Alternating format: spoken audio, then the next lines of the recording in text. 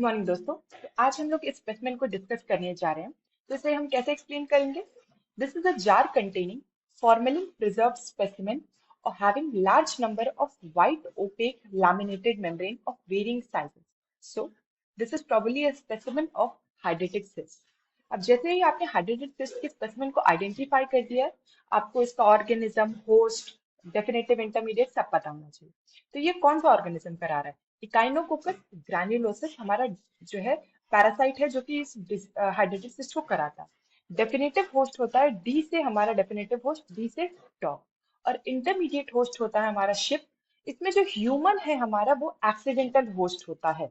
अब इसकी आखिरकार लाइफ साइकिल क्या है कि ये जो हमारा डेफिनेटिव होस्ट डॉग है वो अपने फीसिस में इसके एग्स को रिलीज करता है, और ये एग जब कोई शीप इंजेस्ट करता है तो वो उसके जीआईटी में जाके कन्वर्ट होते हैं लार्वा में, और वो लार्वा जो है फिर पेनिट्रेट करता है उसकी जीआईटी को और उसके अलग अलग ऑर्गन्स में जाके फिर सिस्ट बनाता है। अब इसमें अगर ह्यूमंस ने गलती से कंटामिनेटेड फूड एंड वाटर के थ्रू अगर इस सिस्ट को इंजेस्ट कर लिया तो फिर अब लार्वा हमारी जीआईटी में डेवलप होगा, और वो फिर हमारे जीआईटी को पेनिट्रेट करके अलग अलग ऑर्गन्स को जाके इन्वॉल्व करेगा। अब मोस्ट कॉमनली कौन सा ऑर्गन इन्वॉल्व होता है? लिवर। सेकेंड मोस्ट कॉमन होता है लंग्स, और उसके बाद किडनी और स्प्लीन का भी इन्वॉल्वमेंट हो सकता है। जनरली ये पेशेंट आपके पास किस तरीके से आएगा? मोस्टली पेशेंट्स एसिम्प्टोमेटिक रहते हैं, लेकिन अगर आ रहे हैं तो मोस्टली मैंने बताया ना लिवर को इन्वॉल्व करा था, तो उसके कारण क्या सिम्टम्स आएंगे? राइट हाइपोकॉन्ड्रियम में पेन होगा, loss of appetite, nausea, vomiting, bloating, feeling of fullness, hepatomegaly. और अगर जो है वो सिस्ट जो है हमारी बाइल डक्ट को ऑब्स्ट्रक्ट कर रहे होंगे लिवर में, तो उसके कारण जॉन्डिस भी डेवलप हो सकता है। वहीं अगर ये सिस्ट लंग्स को इन्वॉल्व करें तो उसके कारण cough, shortness of breath, chest pain, wheezing, ये सारे सिम्टम्स आ सकते हैं। अब इसमें इंपॉर्टेंट होता है आपको तीनों लेयर्स पता होना हाइड्रेटेड सिस्ट की। इसमें तीन लेयर होते हैं, जिसमें आउटर मोस्ट जो लेयर होती है उसे बोलते हैं एडवेंटिशियल लेयर या पेरिसिस्ट, जो कि फॉर्म होती है होस्ट के सेलुलर रिस्पॉन्स के कारण।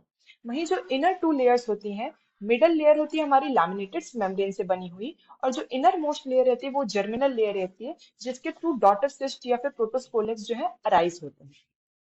अब इम्पोर्टेंट तो बस यही है कि जो आउटर सिस्ट है किसके थ्रू बनी है? होस्ट सेल्स के थ्रू, मतलब हमारी बॉडी ने, ह्यूमन ने बनाई है। वहीं बाकी दो जो है वो हमारी पैरासाइट ने बनाई है। अब अगर आपने जो है आपके पास आ गया है, इसके बाद इसमें इंपॉर्टेंट होते हैं दो क्लासिफिकेशन। एक जो है हमारा पुराना घर भी का यूएसजी के ऊपर बेस्ड क्लासिफिकेशन था। इसमें 5 क्लासेस होते हैं। पहली क्लास में क्या है? केवल एक सिस्टिक फ्लूइड कलेक्शन है।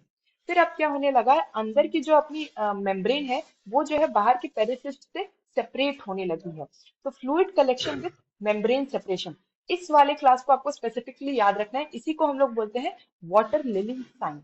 वहीं स्टेज 3 में क्या होता है? फ्लूइड कलेक्शन है विद सेप्टा फॉर्मेशन। वहीं स्टेज 4 में हेट्रोजीनियस पैटर्न हमें देखने को मिलता है। और स्टेज 5 में क्या हो गया? पूरी तरीके से सिस्ट कैल्सिफाइड हो गया है और वो इनएक्टिव हो चुका है। तो ये गर्भी का जो है यूएसजी बेस्ड क्लासिफिकेशन है सिस्टिक इकाइनोकोकस का। वहीं बगल में आप लोग ये नया वाला जो है हमारा डब्ल्यूएचओ का सीईसीटी के बेसिस पे जो क्लासिफिकेशन है वो है। इसमें भी सेम ही स्टेजेस हैं, बस इसमें वो C1 और C2, 3A के बेसिस पे उसने आगे पीछे किया। तो मेजरली आपको ये याद रहना चाहिए। और इसमें स्टेज 2 में हमें देखने को मिल रहा है वाटर लिली साइन। अब आखिरकार हाइड्रेटेड सिस्ट का ट्रीटमेंट क्या करना है? तो ट्रीटमेंट वेरी करता है कि आखिर सिस्ट का साइज क्या है, लोकेशन क्या है, या फिर उसमें कॉम्प्लिकेशंस हैं क्या कोई, जैसे रप्चर या इन्फेक्शन। जनरली इसका हम लोग सर्जिकल ट्रीटमेंट करते हैं कि अगर भाई सिस्ट है तो सिस्ट को रिमूव कर दो, सिस्टो पेरिसिस्टेक्टोमी।